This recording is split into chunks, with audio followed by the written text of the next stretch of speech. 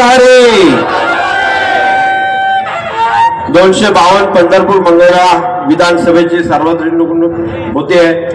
साहेब, आज तुम्ही माझ्यावर जो विश्वास दाखवलाय तो सार्थ करण्याची आली आहे. साहेब, पंढरपूर विधानसभा मतदारसंघ हा गेल्या 50 वर्षापासून पवार साहेबांचा वारसा घेऊन चालणारा मतदारसंघ आहे.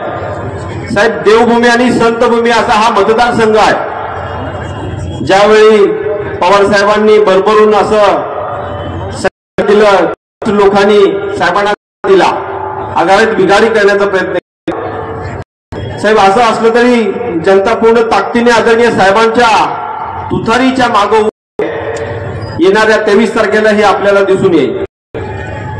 आपल्यासमोर असणारा भाजप आमदार मागच्या वेळेस खोकांच्या ताकदीवर कसे निवडून आले होते. साहेब, यावेळी जनतेने जी चूक केली नक्कीच दुरुस्त करण्याची वेळ आज आलेली आहे. साहेब, आपल्या मतदारसंघामध्ये 3000 कोटीचा निधी आला, विकास केला, असं जे बोलबाला केलं जातं लोकांच्या समोर, जे आमच्या प्रत्येक गावामध्ये फ्लेक्सद्वारे सगळ्या लोकांना दाखवण्यात येतं, तो फक्त विकास साहेब कागदावरती दिसून येतोय. या मतदारसंघामध्ये फिरत असताना प्रत्येक लोक आम्हाला त्या वेळेस बोलतात की या मतदारसंघामध्ये काय जिल्हा परिषदचे पण मतदार जे जिल्हा परिषद थ्रू काम झालेलं असेल ते सुद्धा काम त्या याद्यामध्ये आलेलेच आहे. पंढरपूर आणि मंगळवेढा जाताना जो रस्ता केलाय त्याचं उत्तम उदाहरण आहे. जो निधी कसा झाला असेल ते. साहेब, या मतदारसंघामधलं पाणी प्रश्न हा प्रत्येक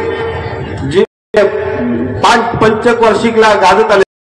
साहेब, आपला पंढरपूर नदी काय आहे, इथे पिण्याची पाण्याची सोय आहे.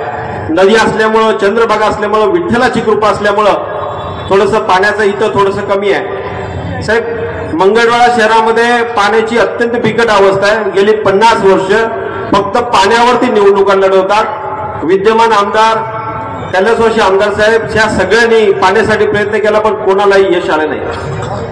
माझ्या तरुण मित्रांना आणि माझ्या बंधूंना सांगायचं आहे, जर आपल्या या मतदारसंघामधला पाण्याचा प्रश्न सोडवायचा असेल ते फक्त आदरणीय शरदचंद्रजी पवार साहेब आणि राष्ट्रवादी काँग्रेस पक्ष, महाविकास आघाडीचं सरकार एवढंच करू शकतात.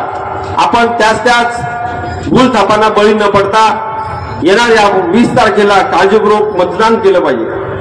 आपल्या समोर दोन्ही उमेदवार केवळ निवडणुकीपुरते या मतदारसंघामध्ये मला पाहायला मिळतात.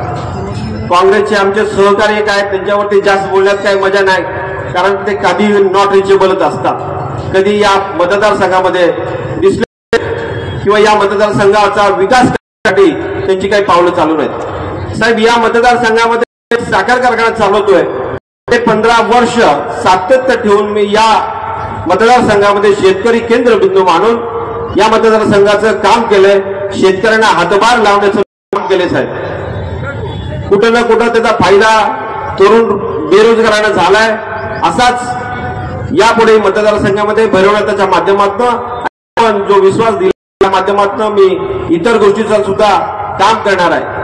या मतदारसंघामध्ये काम करत असताना एखादं शैक्षणिक संकुल असावं, ज्या लोकांना, माझ्या मुलांना, माझ्या तरुण भगिनींना इथं शिक्षण घेता येईल.